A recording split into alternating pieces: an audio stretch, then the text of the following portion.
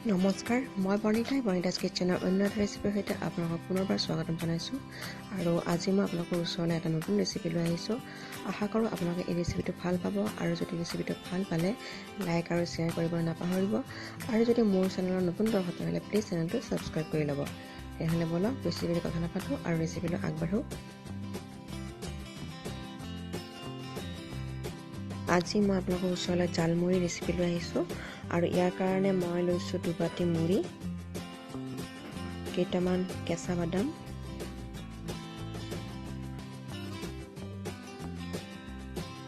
কেইটামান শুকান বুট,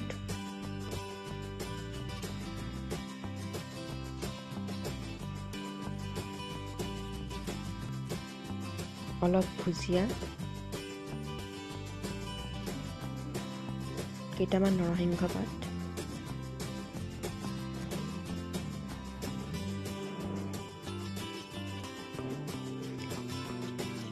এটা কুটি লোৱা পিঁয়াজ আৰু দুটামান কুটি লোৱা জলকীয়া। এতিয়া গেছ ষ্টভত এখন কেৰাহী পাতি দিছোঁ আৰু অলপ মিঠাতেল গৰম হ'বলৈ দিছোঁ। মিঠাতেল মই প্ৰায় 1 চামুচমান দিছোঁ আৰু ইয়াত অকণমান হালধি গুড়ি আৰু অলপ ৰঙা জলকীয়া গুড়ি দিছোঁ। এতিয়া মুড়ি দুবাতি দি দিছোঁ আৰু এইখিনি মই ল' ফ্লেমতে ফ্ৰাই কৰি থাকিম। বেছি সময় ফ্ৰাই কৰিব নালাগে, 3-4 মিনিটমান সময় লৰাই থাকিলেই হ'ব। এতিয়া মুড়ি ফ্ৰাই কৰা হৈ গ'ল। এতিয়া কেৰাহীত আৰু অলপ মিঠাতেল দিছোঁ আৰু ইয়াত কেঁচা বাদাম কেইটাও দি দিছোঁ আৰু এইখিনি মই প্ৰায় 3 মিনিটমান সময় মিডিয়াম ফ্লেমত ভাজিম। বাদাম কেইটা অলমষ্ট ফ্ৰাই হৈছে আৰু এইকেইটা মই এতিয়া নমাই থ'ম আৰু অলপ সময় ঠাণ্ডা হ'বলৈ দিম।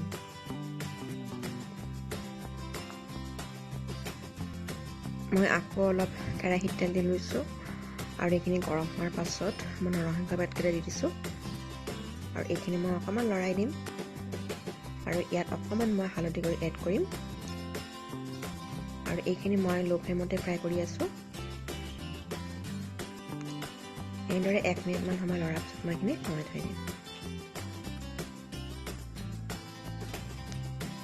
এতিয়া সেই একেখিনি তেলতে মই শুকান বুটকেইটা দি দিছোঁ আৰু এইকেইটা ফ্ৰাই নকৰাকৈও ৰাখিব পাৰে, ফ্ৰাই কৰি ল'লে বেছি খাবলৈ টেষ্টি হয়। সেইকাৰণে এইখিনি মই অলপ লৰাই দিছোঁ।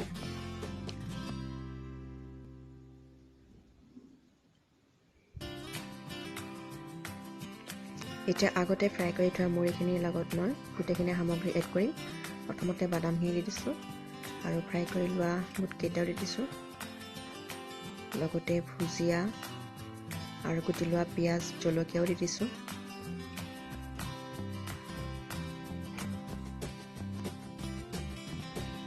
আৰু নৰসিংহ পাতখিনিও দি দিছোঁ। এতিয়া মই এইখিনি ভালদৰে মিক্স কৰি ল'ম।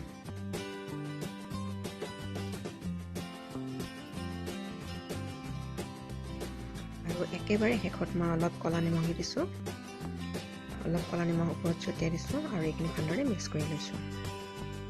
জালমুড়িকেইটা খাবলৈ বহুতেই টেষ্টি হৈছিল আৰু এনেধৰণে বনাই গধূলি চাহৰ জুতি ল'ব পাৰে। তেনেহ'লে আজিৰ ভিডিঅ'টো কেনেকুৱা পালে জনাব, আৰু যদি আপোনালোকৰ কিবা নতুন ৰেচিপি থাকে তেনেহ'লে মোৰ লগত শ্বেয়াৰ কৰিব। তেনেহ'লে আজিৰ ভিডিঅ'টো ইমানতে সামৰিছোঁ। পুনৰ লগ পাম অন্য এটা ৰেচিপিৰ সৈতে, আৰু পুনৰ ধন্যবাদ জনাইছোঁ ভিডিঅ'টি চোৱাৰ বাবে।